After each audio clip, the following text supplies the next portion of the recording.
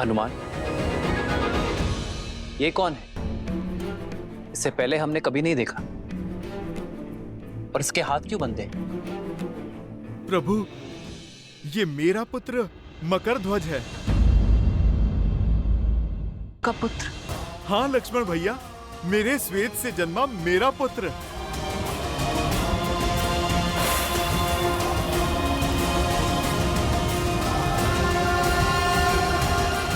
साहस और शक्ति का भंडार है इसमें। प्रभु, यदि ये हमसे जुड़ जाए तो हमारी सेना का बल कई गुना बढ़ जाएगा प्रभु। नहीं प्रभु, यदि मकरध्वज चले गए तो हमारी रक्षा कौन करेगा? इन्हें ना ले जाएं प्रभु, पाताल लोक में इनकी आवश्यकता है। हनुमान, अपने पुत्र को खोल दो। कर्तव्य निभाने पर पीठ थपथपाई जाती है, हाथ नहीं बांधे जाते।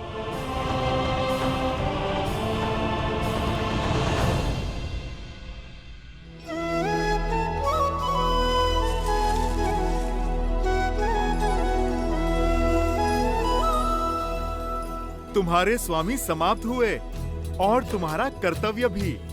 अब चयन तुम्हारा है।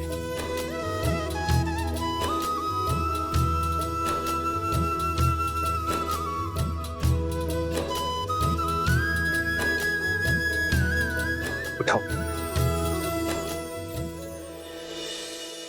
कर्म को धर्म समझने वाले का स्थान मेरे हृदय में है, चरणों में नहीं। और तुम तो मेरे प्रिय हनुमान के पुत्र हो। सदा विजयी भव। तो स्मरण रखना मकरध्वज, कर्म का उचित फल तभी मिलेगा जब उसे धर्म की रक्षा के लिए किया जाएगा। तुमने अपने राजा की आज्ञा निभाने के लिए धर्म की पुकार को अनसुना किया, न्याय की पुकार से मुख मोड़ लिया। किंतु भविष्य में स्मरण रखना मकरध्वज, अर्थात आपने मुझे अपनी सेवा में स्वीकार किया। तुम्हारी सेवा और शौर्य की आवश्यकता यहाँ पाताल लोक में है। मेरे पास तो मेरा हनुमान है, किंतु यहाँ पाताल लोक में कोई नहीं है।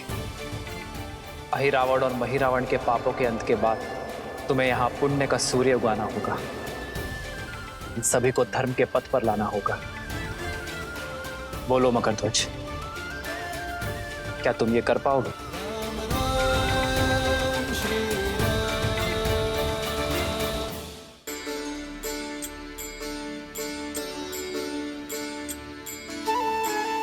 तो आज से पाताल लोक का शासन तुम्हारा हुआ। जाओ मकरध्वज, अपने पिताश्री से आशीर्वाद ले लो।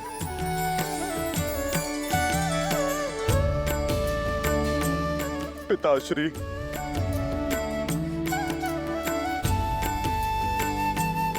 प्रभु की सीख स्मरण रखना, मेरा पितृ ऋण चुक जाएगा।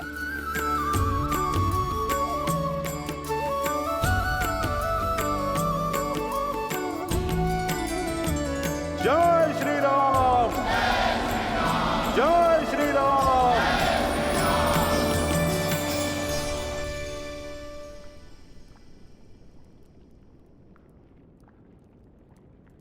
जय श्री राम। श्री गुरु चरण सरोज रज, निज मनु मुकुरु सुधारी। बरनउँ रघुबर बिमल जसु, जो दायकु हाल चारि। जय महावीर हनुमान, जय जय पवन पुत्र हनुमान।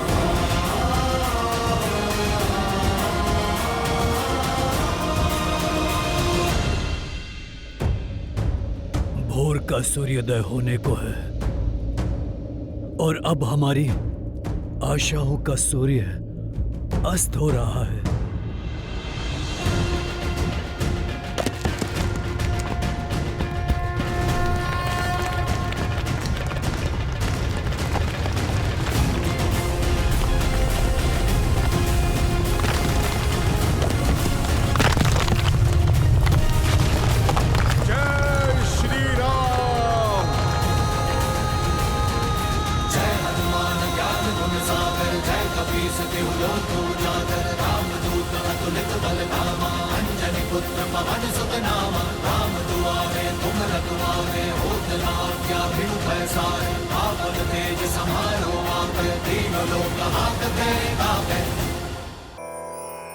हनुमान के होते हुए हमारी आशाओं का सूर्य अस्त कैसे हो सकता है जामवन जी?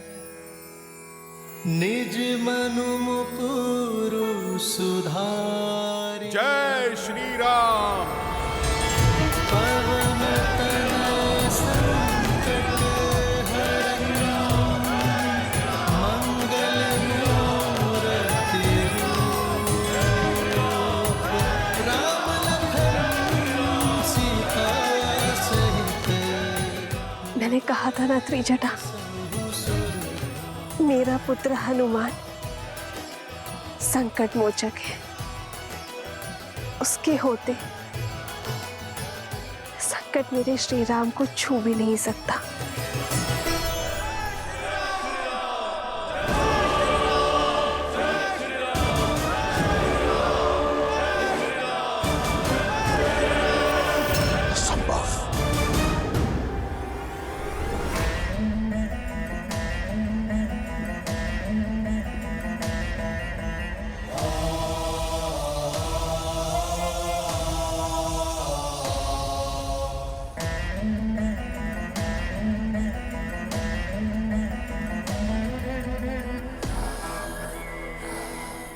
कर चरण कृतम वाक् कानजम कर्मजम वा श्रवण नयनम जम वा मानसम वपराधम वीतम वीतम वा सर्वमितत् क्षमस्व।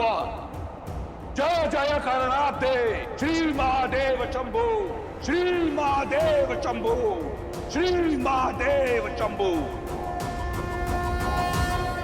हे चंद्रचूड़, यदि आपके सेवक से कोई भी भूल हुई हो तो मैं आपसे क्षमा प्रार्थी हूं। यदि इस रावण ने अपने जीवन में किसी को अपने से ऊपर स्थान दिया है तो वो केवल आप है। यदि मैंने किसी को अपना इष्ट माना है तो वो केवल आप हैं। मैंने आपकी भक्ति अपने तन और मन से की है।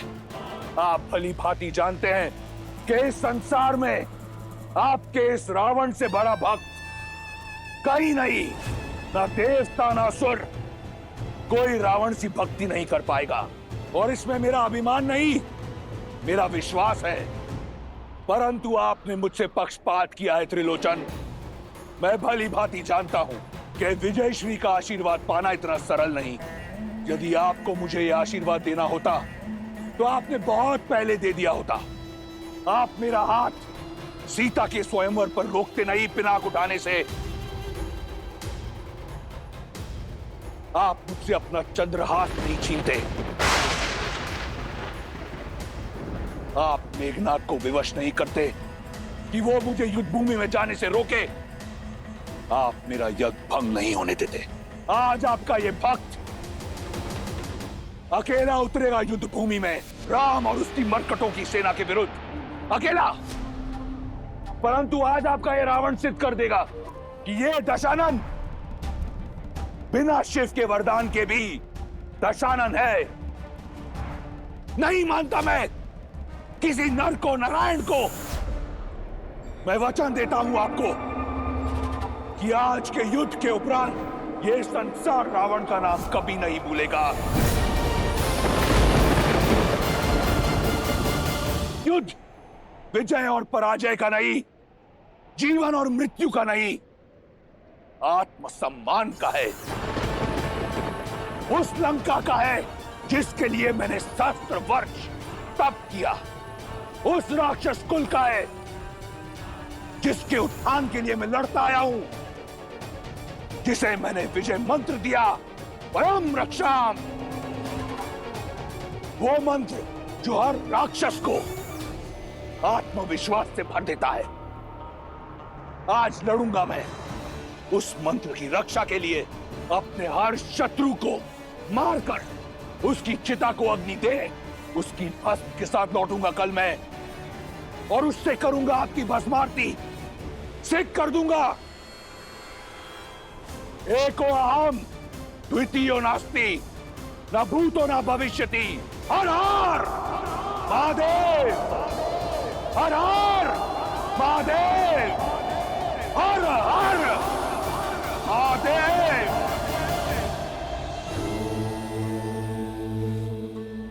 आप रुक क्यों गए महादेव? राम और रावण सामने आने को सज्ज हैं। इस समय पर विराम क्यों? विराम इसलिए लिया देवी क्योंकि इस समय मैं आपको कोई अन्य कथा सुनाना चाहता हूं। नहीं महादेव, जब भी राम कथा किसी रोचक मोड़ पर आती है, आप किसी और दिशा में भटका देते हैं। हम दिशा से भटके ना, इसके लिए आवश्यक है कि जब कोई मोड़ आए तो रुक कर भली भांति चारों ओर देख लेना चाहिए, उसके पश्चात ही प्रस्थान करना चाहिए। आप सुनाए बिना मानेंगे नहीं, तो सुनाइए। तो सुनिए, मेरे परम भक्त रावण और श्री राम के संग्राम से पहले की यह कथा, नारायण के दो भक्तों को मिले वरदान की यह कथा।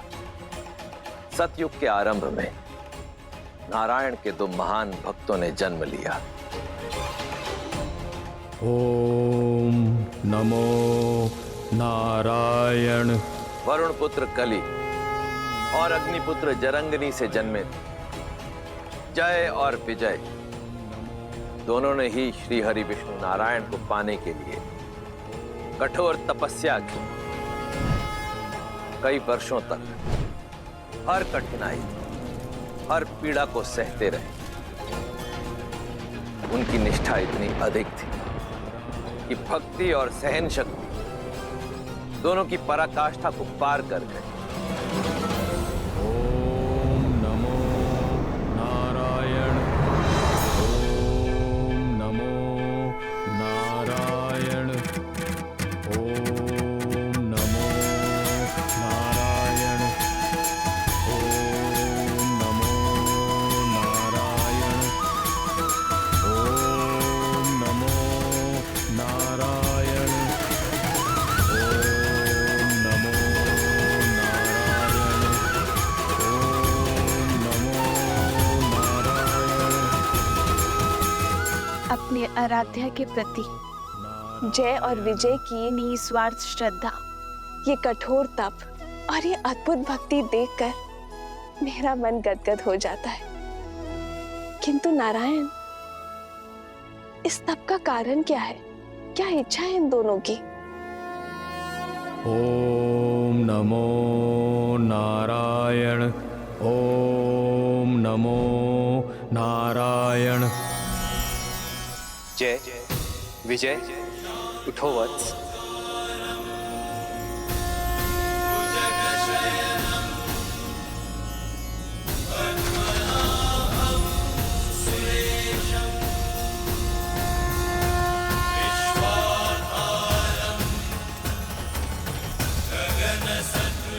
प्रभु, हमारे नारायण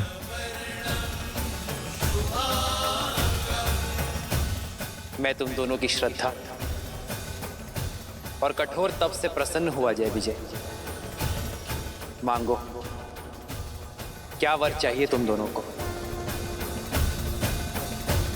जो मांगोगे वो दे दूंगा। जिसे आपके साक्षात दर्शन मिल जाए, उसे और क्या चाहिए प्रभु? आप हमसे प्रसन्न हुए, सारी इच्छाएं पूर्ण हुई प्रभु। पर कर्म का फल तो मुझे तुम्हें देना ही होगा। यदि आप हमें कोई वरदान देना चाहते हैं तो अनंत काल तक अपनी भक्ति का वरदान दीजिए। आप हमें अपने चरणों की छाया का आशीर्वाद दीजिए।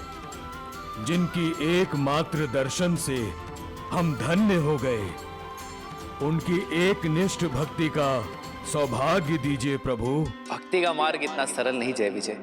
इसमें सुख की छाव के साथ दुख की धूप भी आती है। श्रद्धा की पवित्रता के साथ संकट की परीक्षा भी आती है। अपने भगवान को पाने के लिए आपके इस भक्त को परीक्षा की हर कसौटी स्वीकार है प्रभु। बस वरदान देने की कृपा करें हाँ प्रभु, हमें अपनी निरंतर भक्ति और नित्य दर्शन का वरदान दीजिए। तथास्तु। आज से तुम दोनों वैकुंठ के द्वारपाल रहोगे। तुम दोनों सदा ही मेरे निकट, मेरे ही पास रहोगे। हमने तो जीते जी अमृतत्व पा लिया प्रभु। जय जय अविनाशी सब घटवासी व्यापक परमानंदा अविरत होतीतम चरित पुनीतम माया रहित। जय और विजय को नारायण का आशीर्वाद भी प्राप्त हुआ और स्नेह भी।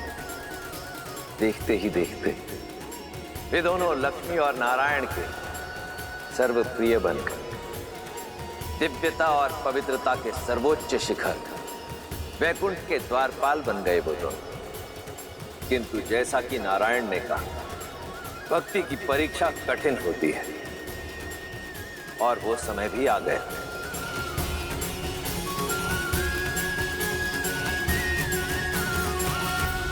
जय विजय। देवी और मैं कुछ चर्चा कर रहे हैं, ध्यान रहे कोई विघ्न ना डाले। जो आज्ञा प्रभु। जो आज्ञा प्रभु।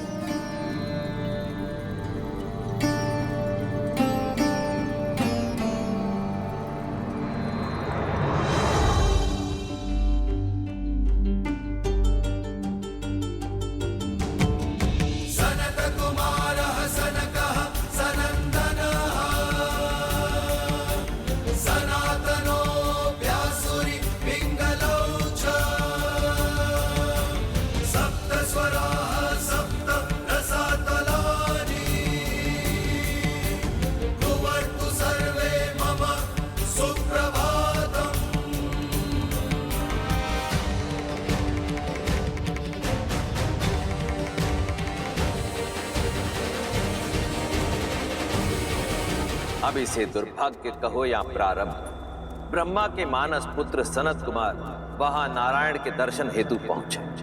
वहीं रुक जाइए। जय विजय नहीं जानते थे कि जिन्हें उन्होंने रोका वो कोई साधारण बालक नहीं थे, अपितु सनत कुमार थे, जिन्हें सृष्टि में कहीं भी बिना रोक टोक विचरण करने का वरदान प्राप्त था। सनत कुमारों का प्रणाम स्वीकार कीजिए। आप भी वैकुंठ के द्वारपाल जय और विजय का प्रणाम स्वीकार करें। हमें दर्शन करने हैं नारायण के। संभव नहीं। प्रभु के आदेश से अभी वैकुंठ में प्रवेश वर्जित है। आज तक तो वैकुंठ के द्वार कभी किसी विष्णु भक्त के लिए बंद नहीं हुए, तो आज ये परिवर्तन कैसे? प्रभु का आदेश है कि वे और माता एकांत में, वो किसी प्रकार का विघ्न नहीं चाहते। विघ्न नहीं होगा। हमारी अभिलाषा केवल उनके दर्शन की है। हम बिना उनका एकांत भंग किए चुपचाप दर्शन करके यूं लौट आएंगे। प्रतीत होता है ऊंचा सुनते हो बालक, कहा ना प्रभु विश्राम में है। प्रतीत होता है आप सृष्टि के नियम नहीं समझते। अरे यदि भगवान ही आंखें बंद कर लेंगे तो सृष्टि की पीड़ा कौन देखेगा? छोटे छोटे होते अनिष्ट को कौन रोकेगा? हम आपसे किसी भी प्रकार का वाद विवाद नहीं करना चाहते। इस समय आप वैकुंठ में प्रवेश नहीं कर सकते। आप कृपया हमारा समय व्यर्थ ना करें। अभी जाएं और पुनः किसी और समय आएं। भक्तों की विनती मत ठुकराइए, जाने दीजिए ना। नारायण बहुत प्रेम करते हैं हमसे, आपसे तो तनिक भी रुष्ट नहीं होंगे। क्षण भर की ही तो बात है। हम यूं जाकर यूं आ जाएंगे। जाने दीजिए ना, जाने दीजिए ना, जाने दीजिए ना। प्रभु के दर्शन करने हैं, प्रभु से मिलना है। देखो बालकों, हट न करो। हम बालक समझकर प्रेम से समझा रहे हैं, तुम तो सर पर ही आ बैठे। अब उल्टे पग लौट जाओ, अन्यथा क्या? श्वास निश्वास के बीच बाधा बनोगे? सूर्य को प्रकाश फैलाने से रोकोगे? भक्त को भगवान से मिलने से रोकोगे? असंभव को संभव करोगे? कुछ नहीं कर सकते तुम। प्रतीत होता है तुम ऐसे नहीं मानोगे। लगता है इन बालकों को वैकुंठ के द्वारपालों की शक्ति का आभास कराना होगा। ये गदा देख रहे हैं आप? अब जाइए यहां से, अन्यथा तुम्हारे आकार और आयु को भूलकर तुम्हें दंड दिया जाएगा। मर्यादा थी, हर सीमा लांघ दी तुमने। भक्त से भगवान है। जिस दिन भक्त और भगवान के बीच में बाधा आई, उस दिन सृष्टि विनाश की ओर बढ़ जाएगी। तुम सर्वनाश को पाओगे। देखो विजय, 4 उंगल के बालक और बातें 3 लोगों की कर रहे हैं। भक्ति की बात हमें सिखा रहे हो जय विजय को, जिन्होंने भक्ति की हर पराकाष्ठा पार की। लगता है इन्हें शिष्टाचार सिखाने की आवश्यकता है। इससे पहले कि मेरे शस्त्र प्रहार के लिए बाध्य हों, चले जाओ यहाँ से बालकों। मौन, मर्यादा को तार तार किया है तुमने। दंड के भागी हो तुम दोनों।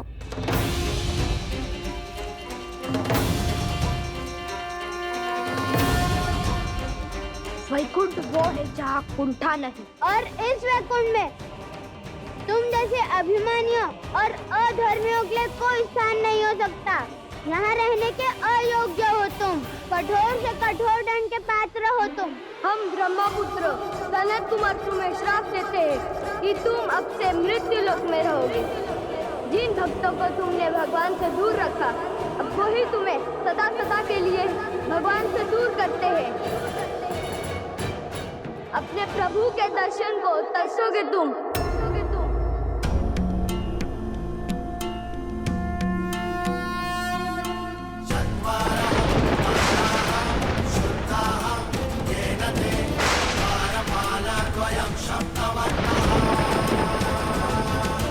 जय विजय हो आराध्य विष्णु वीरहं परिश्रमं कर्तव्यं स्यात्।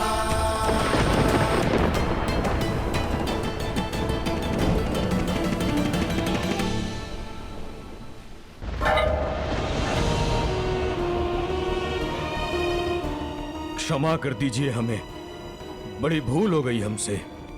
हम नहीं जानते थे कि आप ब्रह्मापुत्र हैं। बालक समझकर आपसे उपहास कर रहे थे। यदि आप चाहें तो हमारे प्राण हर लीजिए, परंतु अपने प्रभु से वियोग का श्राप मत दीजिए।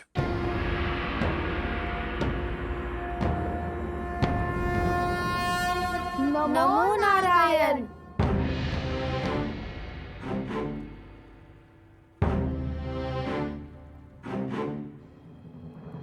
सनत कुमारों, वैकुंठ में आपका स्वागत है। हमारी सहायता कीजिए प्रभु। हमें श्राप के दंड से, आपके वियोग के दंड से उबारिए प्रभु। भूल हुई है हमसे प्रभु, पर यह दंड बहुत बड़ा है।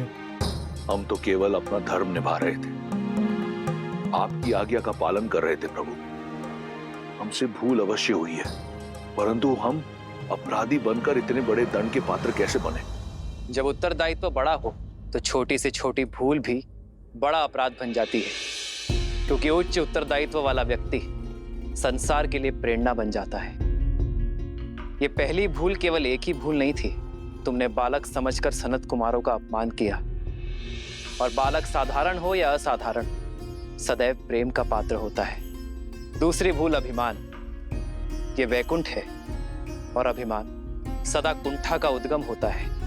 और तीसरी भूल, तुम दोनों ने मेरे आदेश का पालन केवल सुनकर किया, समझकर नहीं किया।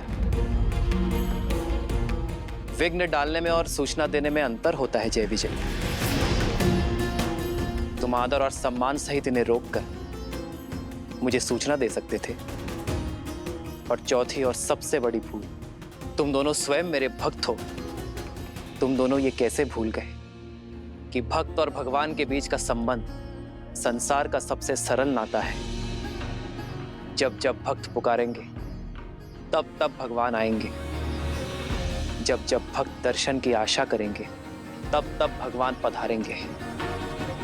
और जब जब कोई इस संबंध के बीच आएगा तब तब वो इस दंड का भागी बनेगा। कुमारगण, जय और विजय मेरे द्वारपाल हैं। इनके अपमान के लिए मैं आपसे क्षमा प्रार्थी हूँ। नहीं नहीं प्रभु, आप क्यों क्षमा मांग रहे हैं? आपका तो कोई दोष भी नहीं है। दोष है कुमारगण। सेवक का कर्म स्वामी के यश और अपयश का कारण होता है, उसके पाप और पुण्य की सिद्धि होता है। तो सेवक के दोष और दंड का भागी मैं भी हूं। यदि इन्होंने मेरे आदेश की आधी पालना की है तो इसका दोषी मैं भी हूं, क्योंकि मैं इन्हें आदेश ठीक से समझा ना सका। भूल तो हमसे भी हुई है। ब्रह्मपुत्र होकर धैर्य नहीं रखा, क्रोध को हावी होने दिया स्वयं पर। तो क्षमा कर दीजिए हमें सनत कुमार, जो चाहे दंड दे दीजिए, बस अपने श्राप को लौटा दीजिए। हमें अपने प्रभु के वियोग के नरक में मत ढकेलिए। धनुष से निकला बाण और संतों का शाप कभी वापस नहीं लिया जा सकता। जय, हमें स्वयं से दूर मत कीजिए प्रभु। बहुत कठोर तप करके यहाँ तक पहुंचे हैं प्रभु। आप तो संसार के पालन करता है, कोई तो उपाय निकालिए, उभारिए हमें।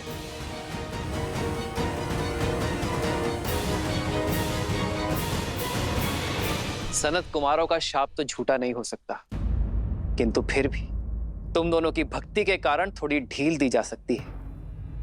एक उपाय है जिससे तुम दोनों का दंड भी पूरा हो जाएगा और सनत कुमारों का शाप भी नहीं टूटेगा। तो बताइए प्रभु, शीघ्र अति शीघ्र बताइए।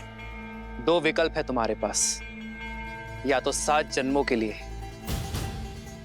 मृत्यु लोक में मेरे भक्त बनकर रहो, या अगले 3 जन्मों तक मुझसे शत्रुता निभाओ, फिर वैकुंठ लौट कर आ पाओगे। चयन तुम्हारा है।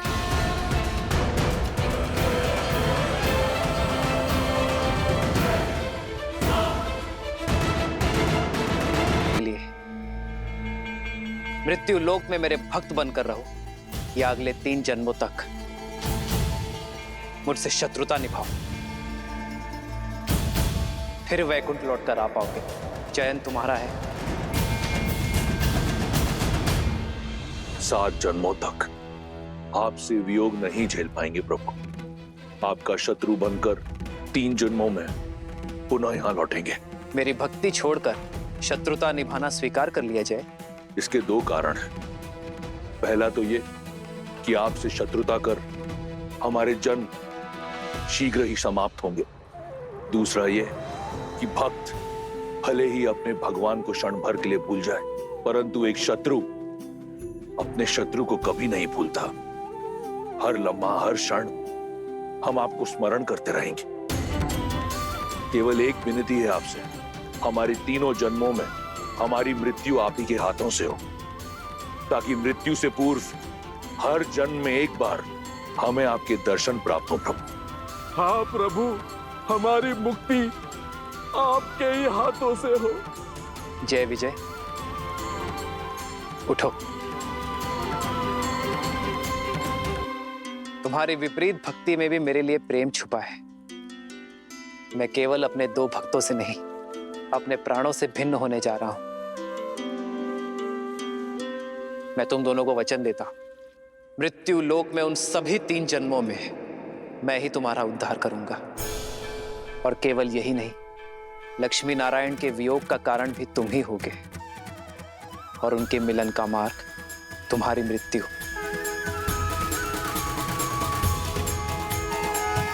यही जय विजय पिछले जन्म में हिरण्याक्ष और हिरण्यकश्यप के रूप में जन्मे थे और नारायण के हाथों मुक्त हुए थे। रुकिए, पर यह कथा आप मुझे अब क्यों सुना रहे हैं? स्मरण कीजिए देवी, आपने ही तो मुझसे प्रश्न पूछा था कि हनुमान कुंभकर्ण का वध करते करते रुक क्यों गए थे।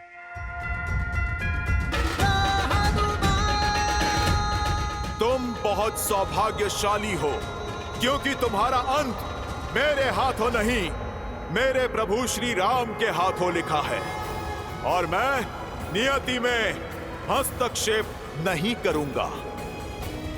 इस जन्म में विजय ने कुंभकर्ण के रूप में जन्म लिया और वचनानुसार उसका उद्धार किया नर रूपी नारायण अर्थात प्रभु श्री राम ने। और श्री राम का परम शत्रु, मेरा परम भक्त लंकापति रावण जय का पुनर्जन्म है। और अब समय आ गया है कि इस जन्म में भी पाप का अंत हो, मर्यादा की स्थापना हो और धर्म की विजय हो।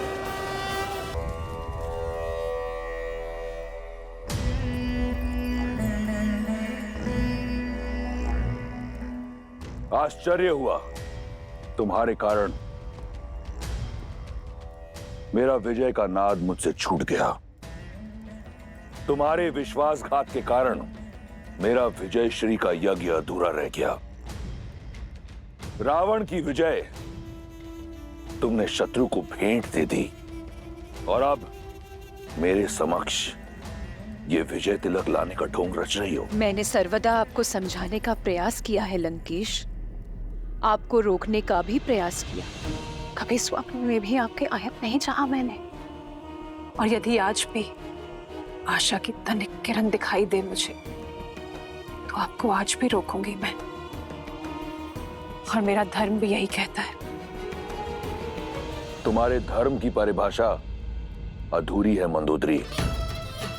धर्म तो मैं निभाऊंगा, एक राजा होने का, एक भाई होने का, एक पति होने का, एक योद्धा होने का। लंका का वो हर वीर जिसे इस युद्ध में वीरगति प्राप्त हुई, उसकी मृत्यु निरर्थक नहीं होगी। उसकी मृत्यु को कीर्ति मैं दिलवाऊंगा। इसलिए ये ढोंग की आवश्यकता नहीं। ढोंग नहीं है ये, मर्यादा है आपकी और मेरी। तुम्हारे नेत्रों में स्पष्ट दिख रहा है कि विजय की कामना तुम्हें रावण के लिए नहीं, किसी और के लिए है। मैं कामना करूंगी कि आपको शांति मिले। यही तो दुर्भाग्य रहा है मेरा। मुझे सदैव अपनों ने धोखा दिया। अंदरूनी चोट दिखती नहीं, परंतु बहुत दुखदाई होती है। एक ओर वो राम है जिस पर उसके भाई और उसकी पत्नी को अडिग विश्वास है, और एक और रावण जिसके भाई विभीषण ने भेदी बनकर लंका का नाश कर दिया, और एक और तुम जिसे अपने पति पर कोई विश्वास नहीं। खड़ी है अपने पति के समक्ष, परंतु उसके नेत्रों में उस कथित नारायण की भक्ति दिख रही है। परंतु तिलक रावण के लिए। बचपन से हर युद्ध मैंने अकेला लड़ा है, और आज भी ये युद्ध अकेला लड़ने जा रहा हूं, राम और उसके मर्कटों की सेना के विरुद्ध। इस युद्ध का परिणाम रावण निर्धारित करेगा। दुर्भाग्य तो मेरा है लंकेश। पहले अपने नेत्रों के समक्ष अपने पुत्रों को खो दिया, और आज आपको खोने जा रही हूं। तुम उस रावण के समक्ष खड़ी हो जिसे वरदान मिला ब्रह्मा से, परम भक्त माना महादेव ने, और जिसका संहार करने नर के रूप में कथित नारायण आया है। चिंता मत करो, वो बालक इस रक्षराज को नहीं मार पाएगा। महादेव को वचन दिया है मैंने कि उसकी चिता की भस्म से उनकी आरती करूंगा।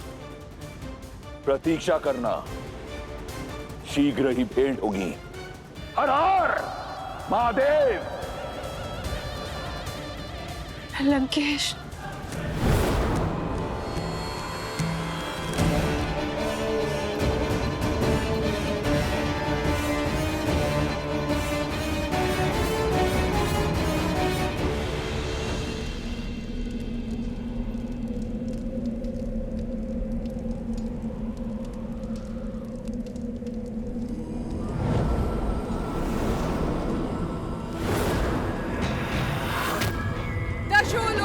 स्वामी लंका नरेश दशानन रावण पधार रहे हैं।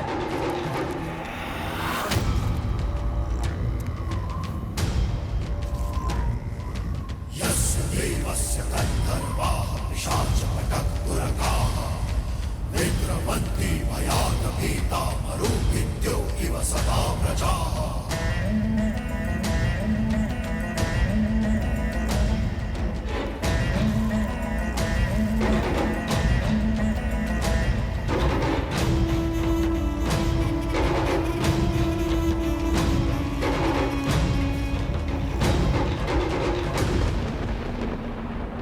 इस विकट युद्ध का अंत करने जा रहा हूं।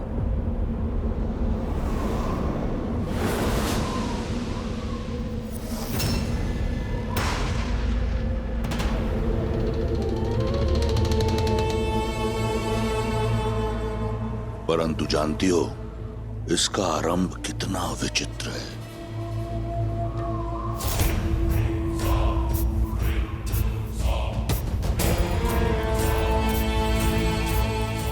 एक शिव भक्त बालक था।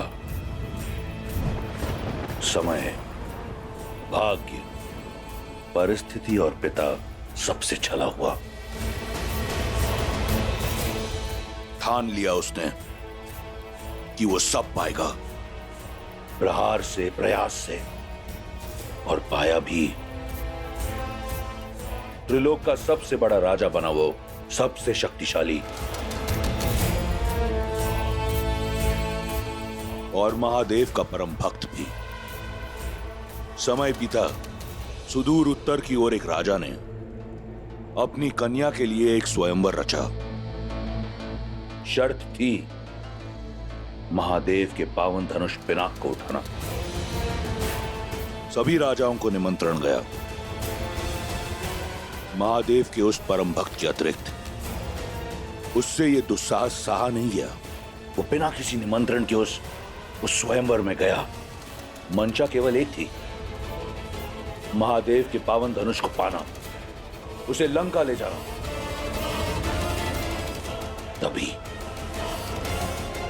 तभी उसकी दृष्टि उस कन्या पर पड़ी और ना जाने कब पिनाक को पाने की चाह भूल उस कन्या को पाने का हट सवार हो गया। फिर जो हुआ वो असंभव था। कैलाशपति समेत कैलाश को उठाने वाला वो उस धनुष को नहीं उठा पाया। यदि वो चाहता तो उसी क्षण उस कन्या को अपने साथ ले जाता, परंतु उसने ऐसा नहीं किया। लौट आया वो, समझाया स्वयं को कि कदाचित उस कन्या को पाने की चाह महादेव की भक्ति से ऊपर रख वो दंड का पात्र था। दूर रहा वो उस कन्या से, परंतु समय का चक्र फिर घूमा। उस कन्या की स्मृति ने एक बार फिर लंकेश का द्वार खटखटाया। असफलता का वो घाव एक बार फिर हरा हो गया। पिनाक ना पाने की चाह और उस कन्या को ना पाने की आह एक बार फिर जीवित हो गई। और उसके बाद जो हुआ वो ये संसार जानता है।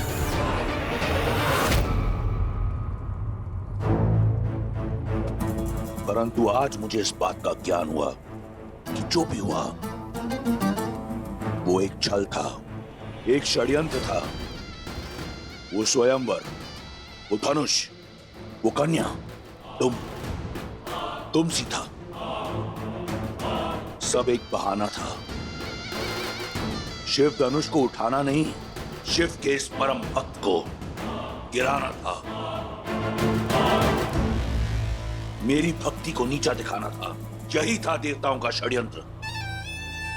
परंतु वो देवता ये नहीं जानते कि मैं लंकेश दशानन रावण हूं। अकेला जाऊंगा मैं राम और उसकी मरकटों की सेना के विरुद्ध युद्ध भूमि में। उस राम की चिता की भस्म से अपने महादेव की आराधना करूंगा मैं।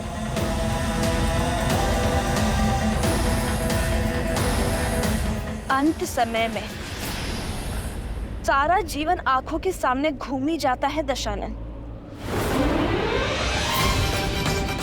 अंत समय में व्यक्ति को अपने भूलों और अपराधों का भी स्मरण हो जाता है। परंतु खेद है, तुम्हें अब तक नहीं हुआ। पर देख लेना, मेरे श्री राम तुम्हारे अंत से पहले तुम्हें भूल अवश्य स्मरण कर पाएंगे। भलाई, बुराई, धर्म और अधर्म के इस अंतिम युद्ध में